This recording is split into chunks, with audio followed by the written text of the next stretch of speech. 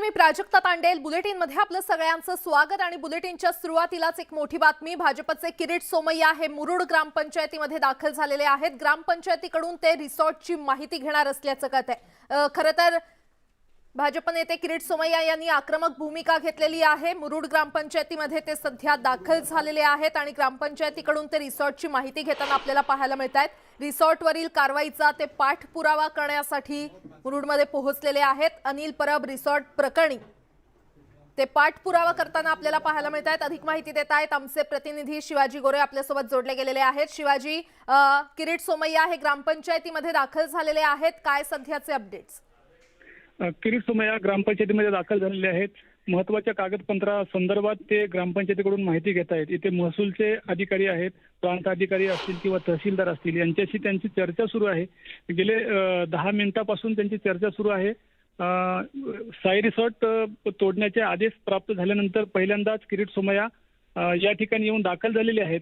त्यांच्या या दौऱ्याला खूप महत्त्व प्राप्त झालेले आहे, कारण साई रिसॉर्ट तोडण्यासंदर्भात गेले अनेक दिवस चर्चा सुरू होत्या. मात्र आता मुख्यमंत्र्यांनी स्वाक्षरी केल्यानंतर या प्रकरणाला गती आलेली आहे. साई रिसॉर्टची पाहणी करण्यासाठी ग्रामपंचायतीमध्ये ते आलेले आहेत. इथून ते पुढे साई रिसॉर्टला पाहणी करण्यासाठी जातील आणि त्यानंतर मात्र ते पुढे रवाना होतील. परंतु साई रिसॉर्ट कधीपर्यंत तोडणार, मला तुम्ही तारीख द्या, अशा प्रकारची भूमिका त्यांनी घेतलेली आहे. त्यामुळे आता कुठेतरी सर्व जे हे प्रकरण आहे या प्रकरणाला वेग आलेला आहे. शिवसेना नेते अनिल परब यांचंच हे साई रिसॉर्ट असल्याचं त्यांनी वारंवार उल्लेख केलेला आहे. यापूर्वी सुद्धा अनिल परब यांनी या साई रिसॉर्टशी माझा काही संबंध नाही अशा प्रकारचं वक्तव्य त्यांनी केलं होतं. परंतु आता आदेश येऊन धडकलेत. साई रिसॉर्ट कोणाचंही असो, परंतु साई रिसॉर्ट हे बेकायदेशीर आहे, सीआरझेडचं उल्लंघन करून बांधण्यात आलेलं आहे. त्यामुळे साई रिसॉर्ट तोडावं अशा प्रकारचे आदेश प्राप्त झाल्यानंतर पुढची भूमिका निश्चितच शिवाजी, याबाबत अधिकही अपडेट तुमच्याकडून घेत राहू. तुर्तास धन्यवाद या सविस्तर माहितीसाठी. तर अनिल परब रिसॉर्ट प्रकरणी आता किरीट सोमय्या हे आक्रमक झालेले पाहायला मिळत आहेत. वळूयात पुढच्या बातमीकडे. शिवीगाळ आणि धमकी प्रकरणी संजय राऊतांच्या अडचणींमध्ये आता वाढ होण्याची शक्यता आहे. स्वप्ना पाटकर यांनी संजय राऊत विरोधात दाखल प्रकरणात पोलिसांनी तपास सुरू केलेला आहे. या प्रकरणी पोलिसांनी स्वप्ना पाटकर यांचा जबाब देखील नोंदवलाय. दरम्यान या चौकशीत काही महत्त्वाचे पुरावे आणि माहिती स्वप्ना पाटकर यांनी पोलिसांना दिल्याची माहिती पाटकर यांनी दिलेली आहे. तर काही दिवसांपूर्वी लेखी पत्रामार्फत स्वप्ना पाटकर यांना बलात्कार आणि जीवे ठार मारण्याची धमकी देण्यात आली होती. हे धमकीचं पत्र नेमकं कुणी पाठवलं याबाबत पोलिसांचा तपास सुरू आहे. दरम्यान या धमकी सत्रामागे संजय राऊत असल्याचा आरोप स्वप्ना पाटकर यांनी केला होता.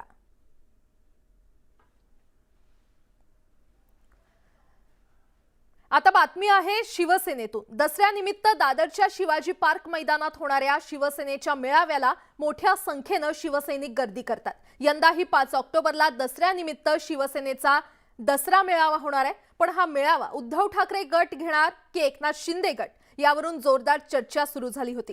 मुंबई महापालिकेकडून मेळाव्याला परवानगी मिळावी यासाठी शिवसेनेनं अर्ज दाखल केलाय. मात्र बीएमसीनं अद्याप या सभेला परवानगी दिलेली नाही. अशातच मेळाव्यासाठी शिंदे गट देखील उत्सुक असल्याच्या चर्चेनं आता जोर धरलाय.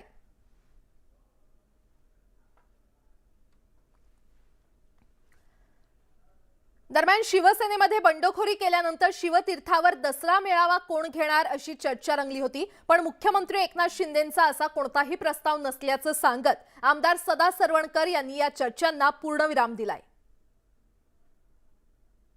यावेळेचा जो दसरा मेळावा आहे, हा दसरा मेळाव्यातनं सुद्धा आमच्यासारख्या सर्वसामान्य शिवसैनिकांची हीच अपेक्षा आहे की या शिवाजी पार्क मैदानातून जो हिंदुत्ववादी विचाराचा दसरा मेळावा होईल, त्यातून प्रखर हिंदुत्ववादाचे विचार हे दिले जावेत आणि त्याची आम्ही वाट बघतोय. शिवसेना म्हणून आमदार आणि विभाग प्रमुख या नात्याने मी दसरा मेळाव्यासाठी परवानगीचं पत्र देत असे.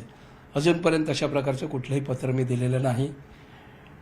त्यामुळे यावेळेचा दसरा मेळावा योग्य वेळेत अशा प्रकारचा निर्णय घेऊन होईल. माझी सदा सरवणकरांना विनंती आहे, तुमची ज्यांनी गळचेपी केली तो वॉर्ड ऑफिसर तिथून गेलेला आहे. त्यामुळे किमान केलेल्या उपकाराची जाणीव ठेवून या बाबतीत तरी तुम्ही आडकाठी घेऊ नका, अशी तमाम मुंबईकर महाराष्ट्राच्या जनतेच्या वतीनं एक माझी महापौर म्हणून आपल्याला विनंती करते. हे दळभद्रिक काम तुम्ही करू नका. ठाकरे गटातील आमदार राजन साळवी यांनी मंत्री रवींद्र चव्हाण यांची भेट घेतली आहे. दोघांमध्ये बंद खोलीमध्ये बराच वेळ चर्चा झाली आहे. ठाकरे गटातील आमदार राजन साळवी यांनी दुसऱ्यांदा चव्हाण यांची भेट घेतल्यानं राजकीय वर्तुळात जोरदार चर्चा सुरू झालेली आहे. काल चिपळूण तर आता लांजा इथल्या शासकीय विश्रामगृहात दोघांची भेट झाली. मुंबई गोवा महामार्ग व्हावा हा कोकणवासियांचं स्वप्न होतं आणि त्या स्वप्नाप्रमाणे 12 वर्षापूर्वी खासदार आमदारांच्या लोकप्रतिनिधीच्या माध्यमातून मागणी केल्यामुळे 12 वर्षापूर्वी ते काम चालू झालं आणि आता ही अवस्था आपण पाहताय. गोव्याच्या हद्दीपासून वाखेड लांजापर्यंतचं काम जवळजवळ 90% झालेलं आहे. परंतु वाखेडपासून आज पाहिलं आपण पनवेलपर्यंतची दुरावस्था काय ती लक्षामध्ये आलेली आहे. मागच्या अधिवेशनाच्या कालखंडामध्ये लक्षवेधीच्या माध्यमातून आम्ही सर्व कोकणातल्या आमदारांनी हा प्रश्न उपस्थित केला होता. त्याला अनुसरून बांधकाम मंत्री रवींद्र चव्हाण साहेबांनी आम्हाला ती सकारात्मक उत्तर दिलं. त्यानंतर सह्याद्रीवरती त्यासंबंधीची बैठक झाली आणि बैठकीनंतर आज त्यांनी कालपासून दौरा चालू केलेला आहे पनवेलपासून गोव्याच्या हद्दीपर्यंत. नक्की मला आशा आहे की बांधकाम मंत्री रवींद्र चव्हाण साहेबांच्या माध्यमातून ज्या सूचना त्यांनी दिलेल्या आहेत आणि ती कामं टप्प्याटप्प्यामध्ये पूर्ण होतील मला विश्वास आहे. इथल्या असणाऱ्या सर्व लोकप्रतिनिधी त्यांच्याबरोबर बसून त्याच्यामध्ये सोल्युशन्स काय निघाले पाहिजेत त्या सोल्युशन्सच्या संदर्भातली चर्चा ही आम्ही सर्व लोकप्रतिनिधी म्हणून कोकणातले लोकप्रतिनिधी म्हणून आम्ही सर्वांनी त्यामध्ये लक्ष घातलं पाहिजे. हे मी सभागृहामध्ये सर्वांना आव्हान केलं होतं आणि त्या आव्हानाला प्रतिसाद देऊन ही सगळी मंडळी आली होती आणि मला असं वाटतं की सर्वजणांनी एकत्र या सगळ्या गोष्टीमध्ये लक्ष घातलं तर नक्कीच फायदा होईल. दरम्यान धोपेश्वर रिफायनरी प्रकल्पासाठी लवकरच शिष्टमंडळ दिल्लीला जाईल आणि या प्रकल्पाला समर्थन देणारे राजन साळवी लवकरच समर्थकांच्या गटात जातील असं सूचक वक्तव्य प्रमोद जठार यांनी केलंय. माननीय देवेंद्रजी फडणवीस साहेब, माननीय रवींद्रजी चव्हाण, माननीय नारायणराव राणे साहेब आणि उद्योग मंत्री उदयजी सामंत यांच्या नेतृत्वाखाली लवकरच शिष्टमंडळ दिल्लीत भेट देईल आणि हा प्रकल्प होणार आणि समर्थन करणारे राजन साळवी सुद्धा लवकरच या समर्थकांच्या ग्रुपमध्ये असतील. राज्याचे उपमुख्यमंत्री देवेंद्र फडणवीसांनी सेना आणि काँग्रेसवर निशाणा साधलाय. शिवसेनेनं संभाजी ब्रिगेड सोबत युती करणं म्हणजे विनाशकाले विपरीत बुद्धी असा टोला फडणवीसांनी लगावलाय. तसंच काँग्रेसची परिस्थिती बुडत्या जहाजासारखी झाल्याची टीका देखील फडणवीसांनी केली आहे. गुलाम नबी आझाद यांच्या राजीनाम्यावरून फडणवीसांनी हे भाष्य केलंय. संभाजी ब्रिगेड आणि शिवसेना युती झालेली आहे. शिवसेनेचं म्हणणं की आमची ताकद वाढलेली आहे. मी याला एवढंच म्हणेन विनाशकाले विपरीत बुद्धी. जे नियम काँग्रेसची परिस्थिती बुडत्या जहाजासारखी आणि त्यामुळे अनेक लोक आता काँग्रेस सोडत आहेत. पण तो त्यांचा अंतर्गत प्रश्न आहे. त्याच्यामुळे त्याच्यावर यापेक्षा जास्त बोलणं काही योग्य नाही.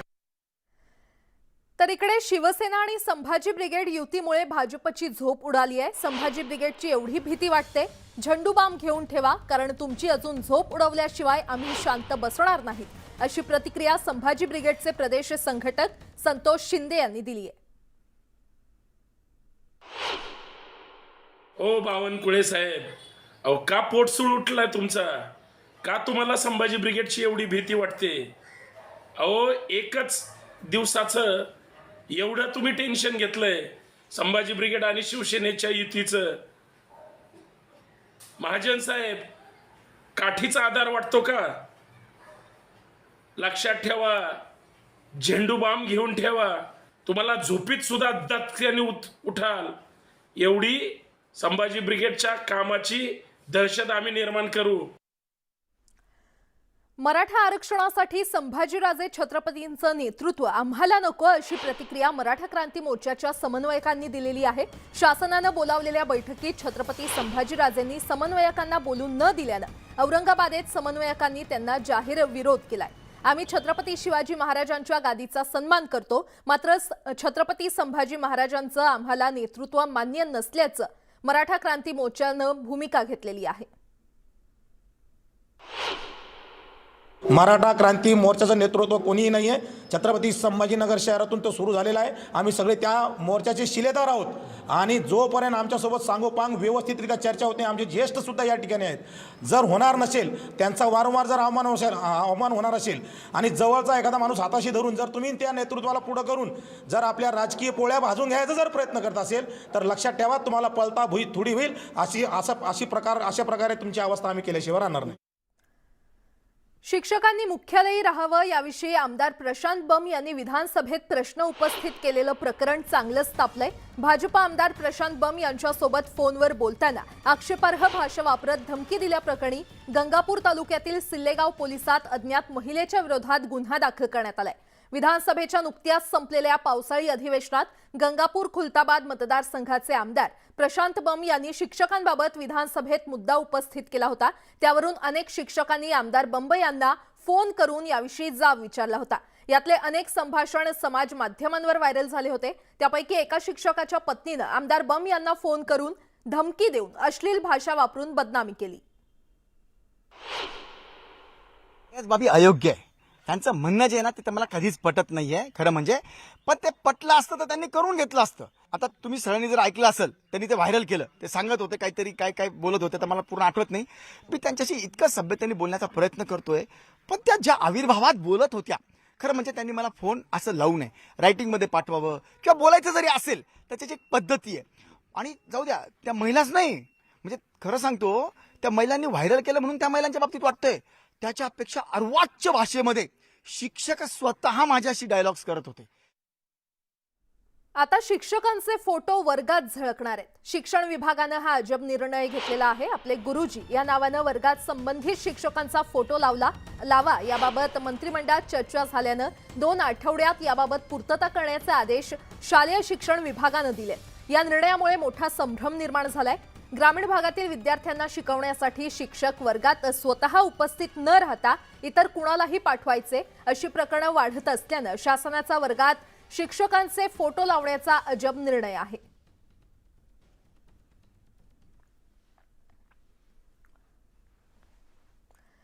मनसेनं हलाल विरोधात आक्रमक पवित्रा घेतलाय. हलाल पद्धतीमुळे आपल्या देशाच्या अर्थव्यवस्थेवर परिणाम होतोय.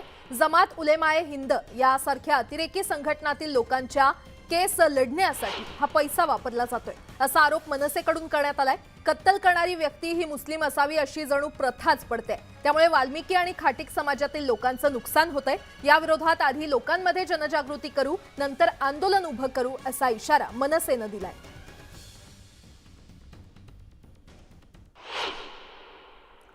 हे हलाल जिथे कटिंग होतं की ज्या ज्या हॉटेलमध्ये हलालचं मीठ मिळतं तिथे आतमध्ये सुद्धा कट करणारा हा मुस्लिमच लागतो त्यांना. कारण हिंदू धर्माने कट केलेलं त्यांना चालत नाही. मग ते हे सगळ्या गोष्टीशी इतके कट्टर आहेत तर आपण त्या गोष्टी काय ऍक्सेप्ट करायच्या. म्हणजे हा नुसता धर्माचा विषय नाही, हा देशाच्या अर्थव्यवस्थेवर होणारा परिणामाचा विषय आहे. हा दहशतवादाशी संबंधित विषय, अनेक त्याला अँगल्स आहेत. तर ह्याच्यावर आपण सगळ्यांनी मिळून बोललं पाहिजे आणि ह्याच्या विरोधात एक लढा उभा केला. मनसे नेते संदीप देशपांडे यांनी पत्रकार परिषद घेत बेस्ट उपक्रम आणि महापालिका भ्रष्टाचाराचा मोठा अड्डा झाल्याचा आरोप केलाय. गुजरातच्या कंपनीला बेस्टचं कॉन्ट्रॅक्ट का दिलं? गुजरातच्या नावानं समोर बोंबा मारायच्या आणि त्यांनाच कामं देता गुजरातच्या कंपन्यांना मातोश्री संरक्षण देत आहे असा आरोप त्यांनी केलाय. कंत्राटी कर्मचाऱ्यांची पालिका आणि बेस्ट प्रशासन जबाबदारी घेत नाही. बेस्टला पालिकेत विलीन करण्याचं आश्वासन माजी मुख्यमंत्र्यांनी दिलं होतं, त्याचं काहीही झालं नाही असा घणाघात देशपांडे यांनी केलाय. त्याचबरोबर बीएमसी आणि बेस्टला त्यांनी 5 सप्टेंबरपर्यंत अल्टिमेटम दिलं असून त्यानंतर मनसे स्टाईल आंदोलन करू असा इशारा देखील त्यांनी दिलाय. बेस्ट उपक्रम आणि महानगरपालिका हा भ्रष्टाचाराचा फार मोठा अड्डा या ठिकाणी तयार झालेला आहे. बीएसटीनी 5 कंपन्यांना कंत्राटावर कामं दिली होती की त्यांनी त्या बसेस चालवायच्या होत्या. हे सगळे कॉन्ट्रॅक्टवरचे कामगार आहेत. गेल्या वर्षभर यांना पगार मिळालेला नाही. बीएसटी भवन कुलाबा येथे 1 मिनिट सुद्धा लोकेश चंद्रा यांना आम्ही त्यांच्या कॅबिनमध्ये बसू देणार नाही. महाराष्ट्र नवनिर्माण सेना आपल्या पद्धतीने आंदोलन करेल. ठीक आहे, जा ना. बेडशेद सनदी अधिकारी म्हणून चेअरमन बसलेले आहेत तिच्या सनदी अधिकारी, त्यांच्याकडे जा, त्यांच्याकडे बोला. कारण काय आता तुम्हाला उठ सूट सगळ्यातच भ्रष्टाचार दिसतोय. सौ चोवे खाके बिल्ली चली हज, तसे प्रकार आता सगळीकडे चालले. आणि आता बातमी न्यूज 18 लोकमतच्या इम्पॅक्टची. दौंडमधील रेल्वेच्या माल धक्क्यात माथाडी कामगारांच्या घोटाळ्याच्या बातमीची आता पुणे माथाडी बोर्डानं दखल घेतली आहे. दौंड रेल्वेच्या माल धक्क्यामध्ये माथाडी कामगारांच्या जागी परप्रांतीय कामगारांकडून काम करून घेतलं जात होतं. याची बातमी न्यूज 18 लोकमतनं दाखवल्यानंतर आता संबंधितांवर दंडात्मक कारवाई करण्यात येणार आहे. माथाडी बोर्डाचे चेअरमन आणि सहाय्यक कामगार आयुक्त विशाल घोडके यांनी याबाबतचे संकेत दिले. दौंड तालुक्यामध्ये असणाऱ्या रेल्वेच्या मालधक्क्यामध्ये न्यूज 18 लोकमतने स्टिंग ऑपरेशन करून जे अनोंदित कामगार आहे आणि जे माथाडी कामगारांचे जे काही माथाडी कामगार आहे त्यांची फसवणूक करून बेकायदेशीर कामगार त्या ठिकाणी काम करत असल्याचं उघडकीस आणलं आणि त्यानंतर राज्याच्या विधानसभेमध्ये देखील हा प्रश्न गाजला. आपल्यासोबत कामगार आयुक्त आहे, सहाय्यक आयुक्त विशाल घोडके. काय सांगाल साहेब, तुम्ही आता विधानसभेमध्ये हा सगळा प्रश्न गाजला, तुम्ही या सगळ्या प्रश्नांकडे आता कारवाई करणार आहेत? TV 18 या न्यूज चॅनल द्वारे जेव्हा ही बातमी दाखवण्यात आली तेव्हा ह्या बातमीची दखल आमच्या कार्यालयाने वरिष्ठ स्तरावर घेतली आहे. विशेषतः पुणे माथाडी मंडळाचा अध्यक्ष म्हणून मी ह्या बातमीची दखल घेऊन तत्काळ दुसऱ्या दिवशी जे क्षेत्रीय निरीक्षक आहेत त्यांना दौंड मालधक्का येथे व्हिजिट करण्याला पाठवलं होतं.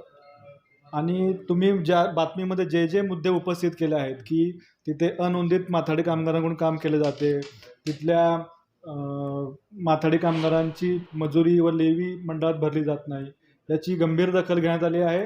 आणि तिथले जे हुंडेकरी आहेत ज्यांच्या दैनंदिन निदर्शनाखाली लोक काम करतात त्या हुंडेकरांना आणि रेल्वे प्रशासनाला दोघांनाही लेखी कळवण्यात आले आहे की ज्या ज्या माथाडी कामगारांनी जे काम केलं आहे त्या माथाडी कामगारांची मजुरी लेवी त्वरित माथाडी मंडळात भरावी, अन्यथा पुढील जी माथाडी अधिनियम 1969 नुसार जी कारवाई आहे ते आम्ही प्रस्तावित करू. किती दिवसांमध्ये हा सगळा आदेश तुम्ही दिला? किती दिवसामध्ये त्यांनी? ह्या तुमची बातमी आल्यानंतर तत्काळ व्हिजिट झालेली आहे आणि आता पहिली स्टेप जी आहे त्यामध्ये ही क्वासी ज्युडिशियल प्रोसेस आहे. कुठलीही माथाडी मंडळाचं लेवी रिकव्हरी करणे वगैरे, तर त्या विहित कारवाईमध्ये असा कुठला वेळ मर्यादित नाही आहे, पण लवकरात लवकर आम्ही ती पूर्ण करू. आणि यासोबतच इतरही काही महत्त्वाच्या बातम्या आपण पाहणार आहोत. तुर्तास एक छोटासा ब्रेक. पाहत रहा न्यूज 18 लोकमत.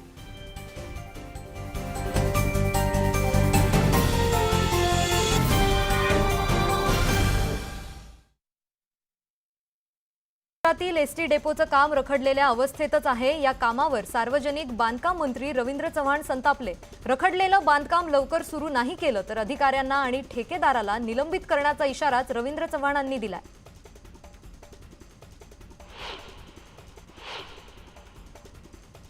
यंदा 5 ऑक्टोबरला दसऱ्यानिमित्त शिवसेनेचा दसरा मेळावा होणार आहे. यावरून जोरदार रस्सीखेच सुरू आहे. मुंबई महापालिकेकडून मेळाव्याला परवानगी मिळावी यासाठी शिवसेनेनं अर्ज दाखल केलाय.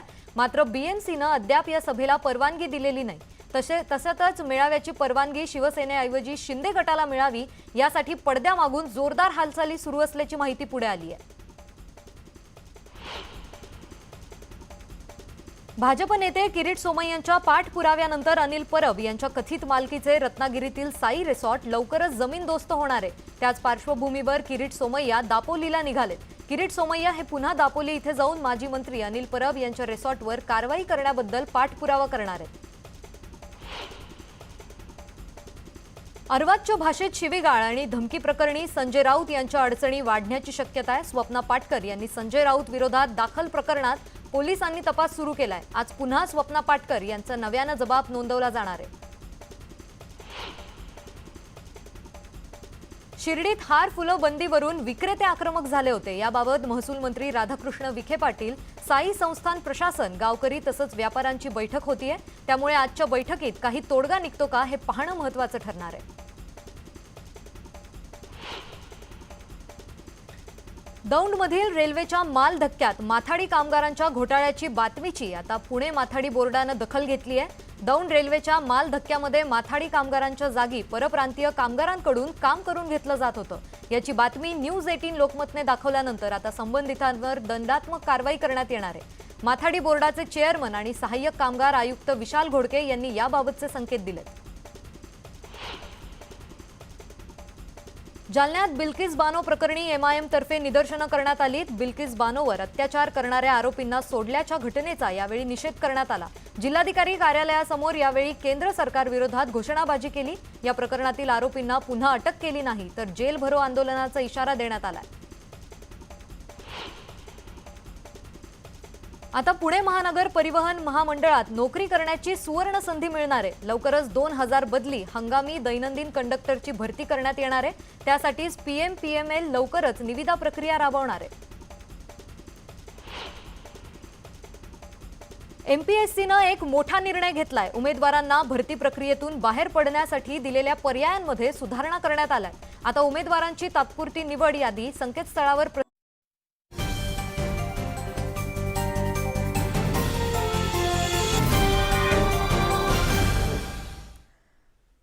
ब्रेकनंतर आपलं पुन्हा एकदा स्वागत. वळूयात पुढच्या बातमीकडे. कृषी मंत्री अब्दुल सत्तार यांच्या दोन्ही मुलींविषयीची महत्त्वाची कागदपत्र न्यूज 18 लोकमतच्या हाती लागली आहेत. 293 जणांनी बोगस प्रमाणपत्र मिळवून उत्तीर्ण शिक्षकांच्या यादीमध्ये घुसखोरी केली.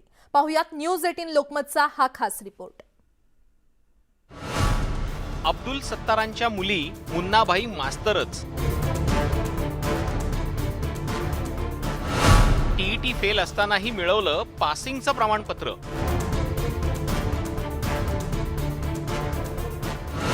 कृषी मंत्र्यांच्या मुली बोगस मास्तरणी. कृषी मंत्री अब्दुल सत्तार यांच्या दोन्ही मुली मुन्नाबाई मास्तरच असल्याचं सांगणारी कागदपत्र न्यूज 18 लोकमतच्या हाती लागली आहेत. कागदपत्रांनुसार TET परीक्षा घोटाळ्याच्या 2 याद्या आहेत. यातली पहिली 7500 जणांची यादी परीक्षेत फेरफार करणाऱ्यांची आहे, तर परिशिष्ट ब यादीतील 293 जण बोगस प्रमाणपत्र बनवणाऱ्यांची आहे. सत्तारांच्या मुली दुसऱ्या यादीतल्या आहेत. 293 जणांना बोगस प्रमाणपत्र मिळाली. उत्तीर्ण झालेल्या शिक्षकांच्या यादीत घुसखोरी केली गेली. शिक्षण विभागाच्या रेकॉर्डवर या 293 जणांचा कुठेही उल्लेख नाही. कृषी मंत्री अब्दुल सत्तार यांच्या मुलीचे TETच्या घोटाळ्याच्या यादीमध्ये नाव आल्यानंतर अब्दुल सत्तारांनी आपली भूमिका मांडली आणि आपल्या मुलींनी कसल्याही पद्धतीचा लाभ किंवा फायदा घेतलेला नाही ही भूमिका त्यांनी मांडली. मात्र वारंवार TETमध्ये त्यांच्या मुलींचं नाव आणि त्यांच्या संस्थेतील 8 शिक्षकांचं नाव आल्यामुळं आता अब्दुल सत्तार संतापलेले दिसत आहेत. कारण यापुढं आता ज्या पद्धतीनं मीडिया त्यांच्या बातम्या करते त्याच्यावर कायदेशीर कारवाई करण्याचा इशारा सुद्धा त्यांनी दिला. सत्तार यांनी मुली 2019च्या परीक्षेत नापास झाल्याचं सांगितलंय. त्यांचा तो दावा बरोबरच आहे. दोन्ही मुली माझ्या ज्या आहे ते अपात्र आहे. मी अशी यादी सर्वांना दाखवली, तुम्हालाही दाखवतो का हे जे पुणे राज्य परीक्षा परिषद आयुक्ताच्या सहीचा जो आहे तो खरा मानायचा, तुमच्याकडे जो रिपोर्ट आलेला आहे तो खरा मानायचा. मला याच्यामधली पहिली संभ्रम आहे. अब्दुल सत्तार यांच्या मुलींनी तत्कालीन शिक्षण उपसंचालक सुपे आणि प्रितेश देशमुख यांच्याकडून चक्क बोगस प्रमाणपत्र छापून घेतलीत. परीक्षेत बोगस पद्धतीनं मार्क्स वाढवून पास झालेल्या शिक्षकांनी केलेल्या गुन्ह्यापेक्षा 293 जणांनी केलेला गुन्हा अधिक गंभीर आहे. राज्य परीक्षा परिषदेच्या वेबसाईटवरच त्या 3 याद्या प्रसिद्ध करण्यात आल्या TET घोटाळ्यासंबंधित अपात्र परीक्षार्थींचा. त्या 3 याद्यामध्ये परिशिष्ट ब मध्ये अब्दुल सत्तारांच्या दोन्ही मुलींची नावं आहेत आणि या परिशिष्ट ब चा अर्थ असा आहे की मुलं परीक्षेत 2019च्या परीक्षेत अंतिम निकालात नापास झाली होती, तरीही त्यानंतर या परीक्षेचा कंत्राटदार देशमुख आणि सुपेकर तत्कालीन आयुक्त यांनी संगणक करून टोटल 293 बोगस बनावट प्रमाणपत्र छापली त्या सिरियलला पुढे कंटिन्यू करून आणि ती नंतर वाटली. याचा परीक्षा परिषदेच्या ऑन रेकॉर्ड कुठेही उल्लेख नाही. मंत्र्यांची मुलं बोगस प्रमाणपत्र घेऊन उजळ माथ्यानं शिक्षक होऊन फिरतायत. सरकारचं लाखो रुपयांचं अनुदान लाटतायत. TET घोटाळ्यामुळे शिक्षण विभागाच्या प्रतिमेला डाग तर लागलाच आहे, शिवाय मंत्र्यांची मुलं काहीही करू शकतात असा वाईट संदेशही समाजात गेलाय. पुण्याहून चंद्रकांत फुंदेसह सिद्धार्थ गोदाम, न्यूज 18 लोकमत, औरंगाबाद. वळूयात पुढच्या बातमीकडे. टिकटॉक स्टार सोनाली फोगाट मृत्यू प्रकरणी गोवा पोलीस ॲक्शन मोडमध्ये आलेले आहेत. सोनाली त्याच्या PA सोबत ज्या क्लबमध्ये गेली होती त्या क्लबच्या मालकाला अटक करण्यात आलेली आहे. या क्लबच्या बाथरूममध्ये ड्रग्ज सापडलेत. या प्रकरणी पोलिसांनी आतापर्यंत 4 अटक केली आहे. सोनाली फोगाटचा PA सुधीर सांगवान, सुखविंदर सिंग, कर्ली क्लबचा मालक आणि एक ड्रग पेडलर यांना अटक करण्यात आलेली आहे.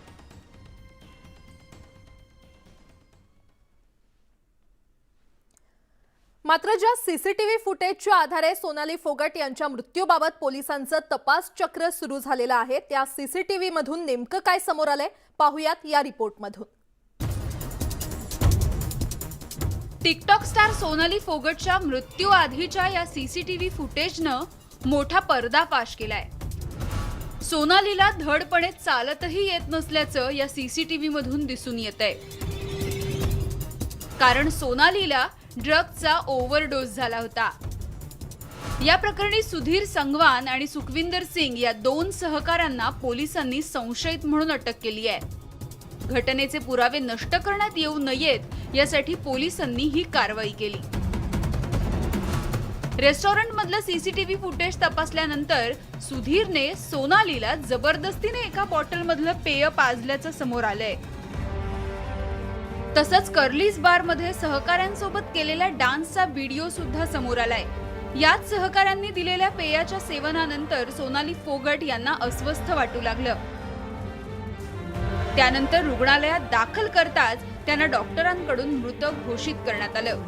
कुटुंबियांनी सोनालीच्या निधनाबाबत संशय व्यक्त केल्यानंतर या प्रकरणी पोलिसांनी हत्येचा गुन्हा दाखल केला होता. शवविच्छेदन अहवालात सोनालीच्या शरीरावर जखमाही आढळून आल्या. प्रिलिमिनरी इन्वेस्टिगेशन में दोनों एक्यूज एस्टेब्लिश हो रहे हैं और उनको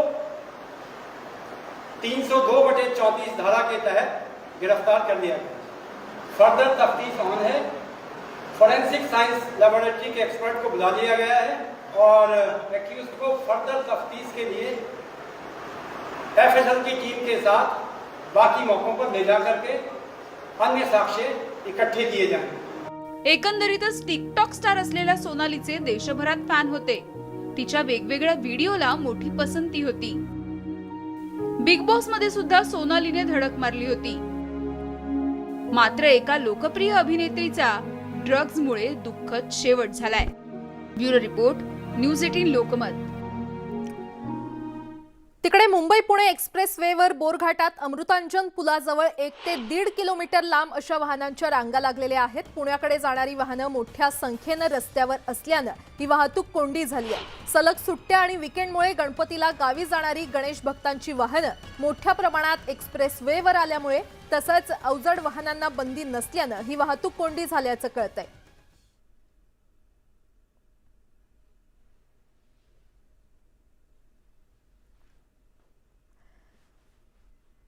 आणि आता नाशिकमधून एक मोठी बातमी आहे. लाचखोर CGST अधीक्षक चंद्रकांत चव्हाणके याला 4 दिवसांची CBI कोठडी सुनावण्यात आलेली आहे. चंद्रकांत चव्हाणके याच्या घरी 2 लाखांची रोकड सापडली होती, तर खिशात 37,000ची रोख रक्कम देखील सापडली होती. पैसे कुठून आले याचा तपास आणि व्हॉइस रेकॉर्डिंगच्या तपासणीसाठी चव्हाणकेला CBIच्या मुंबई हेडक्वार्टरला नेण्यात येणार आहे.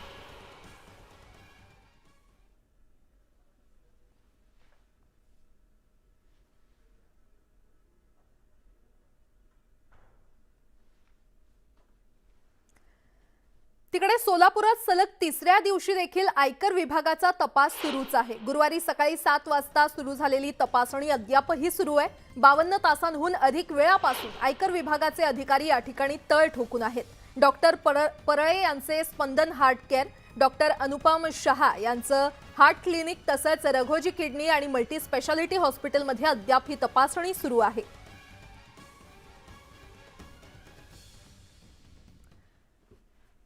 यवतमाळच्या वसंतराव नाईक शासकीय वैद्यकीय महाविद्यालयातील पदव्युत्तराच्या अभ्यासक्रमाला असलेल्या 5 डॉक्टरांवर निलंबनाची कारवाई करण्यात आली आहे. डॉक्टर अमोल भांभानी यांच्या रॅगिंग प्रकरणी त्यांची आई जुही भांभानी यांनी याबाबत अधिष्ठाता यांच्याकडे तक्रार केली होती. यावरून अधिष्ठाता मिलिंद फुलपाटील यांनी ही निलंबनाची कारवाई केलेली आहे.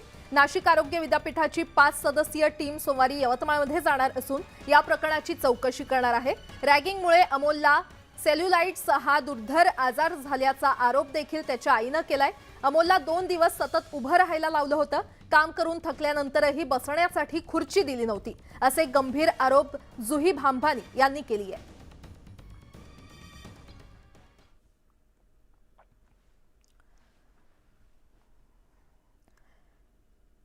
तिकडे औरंगाबादमध्ये एका 20 वर्षीय विद्यार्थिनीनं आत्महत्या केल्याची धक्कादायक घटना घडलेली आहे. जीवन सुंदर आहे, ते जगलं पाहिजे, मला कंटाळा आला जगण्याचा, असं चिठ्ठीत लिहून या विद्यार्थिनीनं वसतिगृहातच आत्महत्या केली आहे. आत्महत्येपूर्वी तिनं 2.5 पानांची सुसाईड नोट लिहून ठेवली आहे. मात्र तिनं आत्महत्या का केली याबाबत स्पष्टता नाहीये. औरंगाबादच्या प्रसिद्ध देवगिरी महाविद्यालयाच्या वसतिगृहात या मुलीनं जीवन संपवलंय.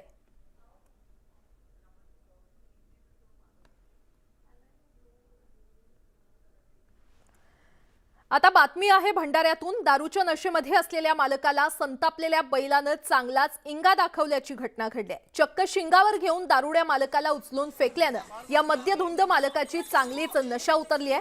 पोळ्यानिमित्त हा भन्नाट व्हिडिओ भंडाऱ्यामध्ये चांगलाच व्हायरल झाला असून नेटकऱ्यांनी बैलाच्या या कृतीवर भन्नाट प्रतिक्रिया दिल्या.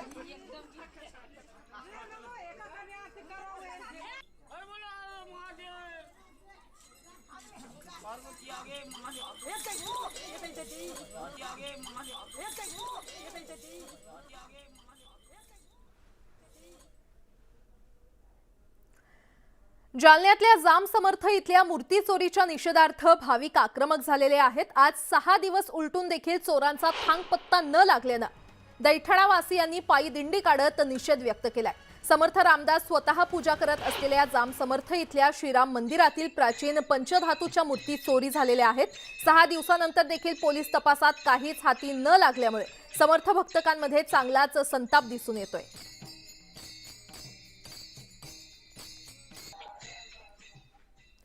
चंद्रपूर शहरातील घुगुस भागात राहणारे गजानन मडावी यांचं घर 70 फूट जमिनीत खचलेलं आहे. सुदैवानं घरातील सगळे वेळीच बाहेर पडल्यामुळे यात कोणतीही जीवितहानी झालेली नाही. कोळसा खाणींमुळे हा प्रकार घडल्याची चर्चा सुरू असून या घटनेमुळे परिसरात भीतीचं वातावरण पसरलंय. तर सरकारी कोळसा कंपनी वेस्टर्न कोल फील्ड्सच्या लिमिटेडच्या खाणींमुळे या परिसरात अनेकदा घरं पडल्याच्या घटना घडल्यात. मात्र अशा पद्धतीने एकच घर 70 फूट खाली जाण्याची घटना ही पहिल्यांदाच समोर आली आहे. घटनास्थळी महसूल आणि खाण प्रशासन तसंच पोलिसांचं पथक दाखल झालं होतं आणि घटनास्थळावरून याचाच आढावा घेतलाय आमचे प्रतिनिधी हैदर शेख यांनी. चंद्रपूर शहरातलं जे घुग्गुस शहर आहे त्या घुग्गुस शहरामध्ये मोठ्या प्रमाणात ओपन कास्ट आणि अंडरग्राऊंड माइन्स आहेत. त्या 80च्या दशकात 80 ते 90च्या दशकात ह्या अंडरग्राऊंड माइन्स त्या बंद झाल्या होत्या आणि त्या अंडरग्राऊंड माइन्सला जे आहेत ते पोकळी भरण्यासाठी रेतीचा वापर केला जातो. मोठ्या प्रमाणात रेती भरली जाते. पण यावर्षी झालेल्या मोठ्या प्रमाणात पाऊस आणि जवळच असलेली वर्धा नदी याच्यामुळे कदाचित ही रेती वाहून गेली किंवा त्या खाली जे आहे ते पोकळी मोठ्या प्रमाणात निर्माण झाली. आणि काल संध्याकाळी घुग्गुस शहरात जे आमराई वार्ड आहे त्या आमराई वार्डातील मडावी परिवार आहे त्यांचं घर अचानक हालायला लागलं आणि ते सगळे घराच्या बाहेर पडले. आणि घरच्या बाहेर पडल्यावर आतमध्ये एक 5 महिन्याचं बाळ होतं. लगेच ती जी महिला होती घरची ती आतमध्ये गेली आणि ती बाळ घेऊन बाहेर आली. आणि त्याच वेळी हा जो पूर्णचा घर आहे तो 70 फूट खाली जे आहे ते गळप झालं. अचानक मोठा एक सर्कट निर्माण दिसतोय आपल्याला. आणि जवळपास जे घरं आहेत त्या घरातल्या लोकांना या स्थानिक प्रशासनाने जवळ 50 लोकांना इथून स्थलांतर करून एका शाळेत ठेवलेलं आहे. त्यांची व्यवस्था केलेली आहे. सध्या या भागात मोठ्या प्रमाणात दहशतीचं वातावरण आहे. आताही काही भाग हालताना दिसतोय, आतमध्ये जायचं दिसतंय. त्याच्यामुळे या भागात तरी सध्या दहशतीचं वातावरण आहे. महसूल प्रशासन, WCL आणि इतर यंत्रणा या सगळ्यामध्ये काय नेमकं झालेलं आहे याची शोध घेत आहे. सध्या तरी या भागात मोठ्या प्रमाणात गर्दी आहे आणि या गर्दीला नियंत्रण करण्यासाठी WCLने इथं आणि पोलिसने एक प्रशासनाने सिक्युरिटी ठेवलेली आहे. हैदर शेख, न्यूज 18 लोकमत, घुग्गुस, चंद्रपूर. आणि याच्यासाठी जी पेनल्टी लावली होती ती वसूल करण्याची जबाबदारी मंत्रालय पर्यावरण मंत्रालयाने घेतली आहे. आता हा रिसोर्ट पाडण्याच्या प्रक्रियेत कोणतीही बाधा नाही. काही आठवड्यात जसं आता येताना आम्ही मिलिंद नार्वेकरचा बंगलो बघितला, तो बंगलो इतिहासात जमा झाला. हा रिसोर्ट इतिहासात जमा होणार. अनिल परब मंत्र्यांचा मुख्यमंत्र्यांचा राईट हँड हिंदुस्थानात हा पहिला उदाहरण असेल. सर, हे तोडण्याचं काम प्रशासनाचं आहे, मग तुम्ही कशासाठी आलेला? टाइमपास करण्यासाठी. एवढं सगळं स्पष्ट तर सांगितलं मी की भाऊ याचा पाठपुरावा करण्यासाठी आला होतो. जिल्हाधिकाऱ्यांच्या मनात एक गोंधळ होता. त्यांनी सिटी सिव्हिल कोर्टचा स्टे इथे लिहून मंत्रालयात पाठवला होता की म्हणून मी काय करावा, म्हणून त्यांना येऊन समजवलं की याचा आणि सिटी, कारण की सिटी सिव्हिल कोर्टात आणि बाकी सगळ्या ठिकाणी माझीच केस आहेत, तर म्हणून तो प्रश्न उद्भवत नाही. ते त्यांनी आपली चूक सुधारण्याचं मान्य केलं. दुसरी गोष्ट, दापोली पोलिसांनी माझ्या तक्रारीवर अनिल परबच्या विरोधात FIR नाही केली. इथे सी कोण रिसोर्ट वेगळा असं भासवलं आणि त्याचा मालकाच्या विरोधात केली. मग अनिल परब विरुद्ध का नाही, त्यांनी ते तपासून पाहिजे मान्य केलं. ओके. तर दापोलीतून किरीट सोमय्या बोलत होते. नार्वेकर यांच्या देखील बंगल्याची त्यांनी पाहणी केलेली आहे. सोमय्या हे परवांच्या रिसॉर्टवर दाखल झाले आणि त्यांनी पाठपुरावा केला असल्याचं दापोलीतील भाजप नेते किरीट सोमय्या यांनी म्हटलेलं आहे. या क्षणाची अतिशय मोठी बातमी आपण पाहतोय.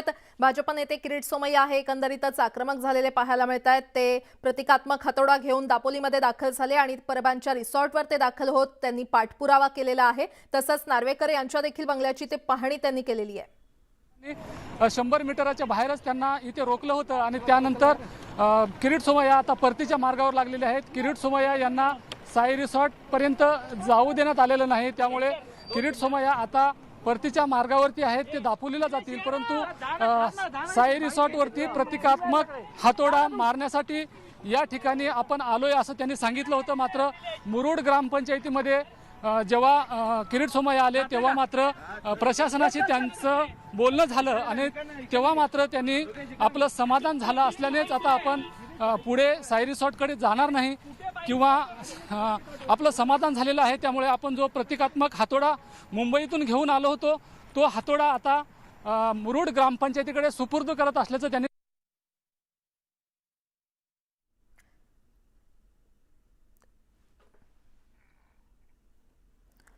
वळूयात पुढच्या बातमीकडे. पुणे महानगर परिवहन महामंडळ अर्थात PMPची संचलन तूट गेल्या आर्थिक वर्षात 738 कोटी रुपयांवर गेली आहे. मात्र डबघाईला आलेल्या अवस्थेमध्ये देखील अधिकाऱ्यांना स्वतःच्या कॅबिनचं नूतनीकरण करण्यात कुठली चूक वाटत नाहीये. PMPA मध्ये सुरू असलेली उधळपट्टी, अधिकाऱ्यांचा बेजबाबदारपणा या सगळ्यामुळे पुणेकरांच्या कराच्या पैशाचा योग्य विनियोग करणारे अधिकारी असावेत अशी मागणी आता जोर धरते. महामंडळ कोमात, अधिकारी जोमात. PMPची तूट 738 कोटी रुपयांवर. अधिकाऱ्यांकडून मात्र उधळपट्टी सुरूच. PMPचं चाक आर्थिक गाळात रुतलं. पुण्याची सार्वजनिक वाहतूक व्यवस्था मजबूत करण्यासाठी पुणे आणि पिंपरी चिंचवड या दोन्ही महापालिका मिळून तयार केलेली कंपनी आता या महापालिकांची डोकेदुखी होऊन बसली आहे. दरवर्षी ढिसाळ नियोजनामुळे कोट्यवधी रुपयांच्या आर्थिक तुटीचा भुर्दंड या दोन्ही महापालिकांना भोगावा लागतोय. गेल्या वर्षीच्या 738 कोटी रुपयांच्या तुटीचा आकडा हा आतापर्यंतच्या इतिहासातला अभूतपूर्व आकडा आहे. यामुळे दोन्ही महापालिकांना आर्थिक फटका बसणार असून PMPचं चाक आर्थिक गाळात रुतल्याचं चित्र पाहायला मिळत आहे. एकंदरच गलथान कारभार, अतिशय ढिसाळ आर्थिक नियोजन, अत्यंत ढिसाळ वाहतुकीचं नियोजन आणि ज्या प्रवाशांसाठी आपण हे सगळी सेवा देतोय त्या प्रवाशांना गृहीत धरणं, या सगळ्यामुळे प्रवाशांची संख्या कमी होत आहेच, पण त्याबरोबर संचलनातील तूट वाढतीये. हे एकंदरच सार्वजनिक वाहतूक व्यवस्थेचं दुर्दैव आहे. PMPची आर्थिक स्थिती बिघडलेली असतानाही PMPचे वरिष्ठ अधिकारी मात्र वायफळ खर्च करताना अजिबात विचार करत नाहीयेत. असं म्हणण्याचं कारण म्हणजे PMPच्या सहसंचालक चेतना केरुरे यांनी त्यांच्या कार्यालयाच्या नूतनीकरणासाठी तब्बल 30 लाख रुपयांचा खर्च केलाय. आहे त्या कॅबिनमध्ये बसून तुम्हाला काम करायला अडचण काय होते की 30 लाख रुपये खर्च करायचे? लोकांच्या डोक्यावर पाणी गळते PMPML मध्ये आणि तुम्हाला कशी चांगल्या रूम पाहिजेत, ही गोष्ट अत्यंत चुकीची आहे. या संदर्भात अधिकाऱ्यांचीही बाजू जाणून घेण्याचा आम्ही प्रयत्न केला, पण त्यांच्याकडून कुठलीच प्रतिक्रिया मिळू शकली नाही. पीएमपीची संचलन तूट ही दिवसेंदिवस वाढत चालली आहे. 700 कोटी रुपयांच्या पुढे गेलेल्या या संचलन तुटीनंतरही पीएमपीएमएल प्रशासन खर्च कमी करायला तयार नाहीये. आता सहव्यवस्थापकीय संचालकांच्या कार्यालयासाठी 30 लाख रुपये खर्च करण्यात आले. हेच ते कार्यालय. पीएमपीच्या कारभारात तातडीनं सुधारणा न झाल्यास पीएमपीची सेवा बंद पडण्याचा धोका निर्माण होण्याची शक्यता आहे. आधीच पीएमपी सेवेत 80% खासगीकरण झाल्याची ओरड होतीये. लूट आणि खासगी सेवेत लूट होण्याचा धोका असतानाही पीएमपीच्या कारभारामध्ये सुधारणा होणं गरजेचं आहे. पण प्रत्यक्षात अधिकारी मात्र त्यांच्या सोयी सुविधा सुधारण्यावरच भर देताना दिसतायत. हे नक्कीच योग्य नाही. व्हिडिओ जर्नलिस्ट सचिन हंचाटेसह वैभव सोनवणे, न्यूज 18 लोकमत, पुणे. बातमी नागपूरमधून. तिकडे नागपूरमध्ये मारबत उत्सव सुरू झालेला आहे. तब्बल 2 वर्षानंतर मारबतीची मिरवणूक निघाली. काळी आणि पिवळी मारबत यांची शहीद चौकात गळाभेट झाली. 141 वर्षांची परंपरा असलेली काळी आणि 138 वर्षांची परंपरा असलेली पिवळ्या मारबतीची मिरवणूक निघाली. या मिरवणुकीला नागरिकांनी प्रचंड गर्दी केली आहे. यावेळी विद्यमान परिस्थितीवर भाष्य करणारे बडगे काढण्यात आलेले आहेत.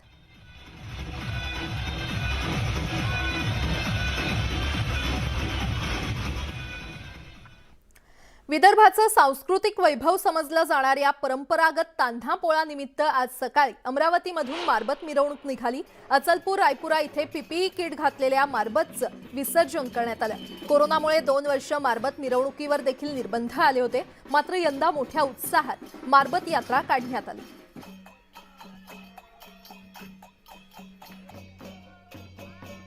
ही मानाची मारबत आहे. रोगराई इदापिदा घेऊन शेतकरी समृद्ध व्हावा यासाठी पारंपरिक पद्धतीने ही मारबत काढण्यात येते. समाजातील जाती पंथ व धर्माचे बंधन बाजूला ठेवून सर्व स्त्री पुरुष या उत्साहात सहभागी होतात. भिवंडी हे संवेदनशील शहर म्हणून ओळखलं जातं. इथल्या हिंदू मुस्लिम बांधवांसह संपूर्ण भारतातील विविध राज्यातील नागरिक या शहरात राहत असून शहरातील जाती सलोखा राष्ट्रीय एकात्मता वाढीसाठी सदोदित प्रयत्नशील असणाऱ्या धामणका नाका मित्रमंडळ गणेशोत्सव मागील 31 वर्षांपासून भारतातील अनेक विविध राज्यातील देखावे सादर केले आहेत. धामणकर नाका मित्रमंडळ आणि स्वाभिमान सेवा संस्थेच्या माध्यमातून यंदा या गणेशोत्सव दरम्यान भिवंडीमध्ये उत्तर प्रदेश राज्यातील अयोध्येतील श्रीराम मंदिराच्या प्रतिकृतीचं दर्शन धामणकर नाका या ठिकाणी करता येणार आहे. या मंदिराची उंची तब्बल 120 फूट असून त्याच्या निर्मितीसाठी लाकडी खांब, पट्टी, बांबू, रस्सी आणि कपडा या पर्यावरणपूरक वस्तूंचा वापर करण्यात आलेला आहे. तर या गणेशोत्सव दरम्यान दररोज 25,000 ते 30,000 गणेश भक्त या मंडळाचा देखावा पाहण्यासाठी आणि गणेशाचं दर्शन घेण्यासाठी रात्रभर भेट देत असतात. त्यांच्या सुरक्षेची काळजी घेण्यासाठी परिसरात तब्बल 25 सीसीटीव्ही कॅमेरे लावण्यात आलेले आहेत. सुरक्षेच्या दृष्टीनं 50 सुरक्षा रक्षक मंडळाचे 600 कार्यकर्ते देखील तैनात करण्यात आलेत. वळूयात पुढच्या बातमीकडे. चीन अरुणाचल प्रदेश सीमेजवळ चीनी सैनिकांचं अत्यंत जलद गतीनं बांधकाम सुरू आहे. चीनी सैन्य सीमेजवळ आपली ताकद सातत्यानं वाढवत आहे. लडाखनंतर आता अरुणाचलमध्ये देखील चीनी सैनिकांनी बांधकाम करण्यास सुरुवात केली आहे. शीयोमी जिल्ह्यालगत असलेल्या सीमेजवळ चीनी सैनिकांचं बांधकाम सुरू असल्याचा व्हिडिओ समोर आलेला आहे.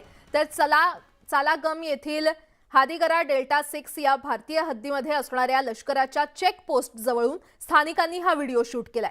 जेसीबी आणि मोठ्या यंत्रांच्या सहाय्यानं सीमेजवळ चीनच्या या कुरापती सुरू आहेत. या व्हिडिओमध्ये चीनच्या पीपल्स रिपब्लिक आर्मीतील सैनिक आणि बांधकामासाठी वापरली जाणारी मोठी वाहनं दिसतायत. सूत्रांनी दिलेल्या माहितीनुसार सामान्यपणे या ठिकाणी जाण्यासाठी 4 दिवसांचा कालावधी लागतो. चालागम हे भारत चीन सीमेजवळील अरुणाचल जवळच्या प्रत्यक्ष नियंत्रण रेषेला म्हणजेच LACला लागून असलेलं शेवटचं ठिकाण आहे. चीनकडून अरुणाचल प्रदेशच्या सीमेवर मूलभूत पायाभूत सुविधा बनवण्याचं काम सुरू आहे. त्यांच्याकडून सातत्यानं रस्ते, रेल्वे आणि हवाई क्षेत्रामध्ये देखील या सुविधांवर जलद गतीनं काम सुरू आहे.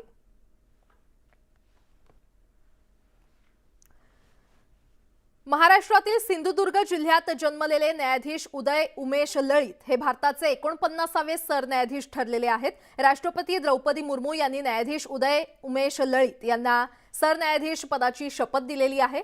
भारताचे सध्याचे सरन्यायाधीश NV रमण्णा हे निवृत्त झाल्यानं न्यायमूर्ती उदय उमेश यांनी पदभार स्वीकारलेला आहे, पण ते अवघे 74 दिवस ही जबाबदारी सांभाळतील आणि 8 नोव्हेंबर 2022ला निवृत्त होतील.